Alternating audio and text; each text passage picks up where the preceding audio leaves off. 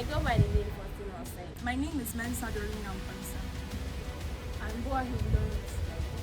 I'm into down Kadua. My name is Ochi Pamela. I'm Mensa Pamela. My name is M. Richard. My name is Steven Efri Pamela. Critical thinking means controlling how you draw conclusions, not just collecting information. If you don't question your assumptions, your thinking can become biased by what you want to believe. Before accepting a proposition, ask, what evidence would change my mind? My name is Mensa Dorina Mpansa, a first-year student of the Ken University School of Business, and our presentation is on if critical thinking is so important to the development of the country. Why do people, even the educated, find it so difficult to think critically? What is critical thinking? Critical thinking means examining information carefully, asking where it comes from, whether it is supported by good evidence, and whether your own reasoning is flawed, by Paul and Elder 2006. Organizations such as UNESCO and the World Economic Forum have consistently ranked it among the top abilities an individual can possess in the modern world. It is not just an academic skill, it's a fundamental part of being a responsible individual or citizen. Contradiction exists. Schools and universities were built or designed to produce individuals who think well and are able to reason and analyze situations critically. But the education population continue to spread false information, hold contradictory beliefs, and follow authority without question.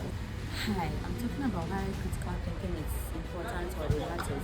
So according to Socrates believed people should ask questions rather than to believe everything they put out there for us. So here are some reasons why critical thinking matters. So it helps us to make better decisions, and it encourages us to think independently, and it prepares us not to believe any argument or believe anything blindly. And lastly, it helps us to solve problems. And let's talk about why our brains work against us. The most basic reason critical thinking is difficult is the way the human brain is built. Daniel Kahneman, who was a pioneering Israeli American psychologist, described in 2011 two systems of thinking. System 1 is fast, automatic, driven by feelings and habits, and jumps into conclusions quickly. System 2 is slow, careful, and logical, and the expresses things step by step. Critical thinking is almost entirely a system 2 activity. On top of this, people have what researchers call confirmation bias. This means we naturally look for information that confirms what we already believe and ignore evidence that challenges us. Educated people can actually be worse at overcoming this bias. This is because they are better at constructing intelligent-sounding arguments that defend their existing views. How school and society got critical thinking? If the brain plays the first barrier, formal education often plays the second. In most countries, schools are built on what Califari, 1970, called in quotes the banking model of education. Teacher deposits knowledge into the students. The student stores it and repeats it back. Social pressure reinforcing pattern outside school. Milgram famous experiment, 1963, shows that ordinary people override their own judgments when faced with authority figure, even when they say something wrong. I'm also here to talk about why education does not guarantee critical thinking. If education is supposed to produce critical thinking, why does it often fail? The answer lies in what education actually measures. A degree shows that a person attended classes and passed examination. One fact makes a useful distinction between lying and what he calls bullshitting. A liar knows the truth and deliberately hides it, while a bullshitter doesn't care about whether what they are saying is true, but learns from the critical thinking substance. Research has proven to us that you might be wrong has very little connection with how many years someone spends in school. In fact, Highly educated people can sometimes be more dangerous than less educated people. This is because they are good with skills and arguments and are better at making weak ideas sound convincing. So I'm here to talk about what can be done. The good news is that genuine critical thinking can be taught, but only if education is seriously redesigned to do so. The most effective approach is to teach the students every subject how to evaluate arguments, how to identify the claims they make, assess the quality of the evidence, spot logic errors, and fairly consider the opposing view. Again, assessment method also needs to change.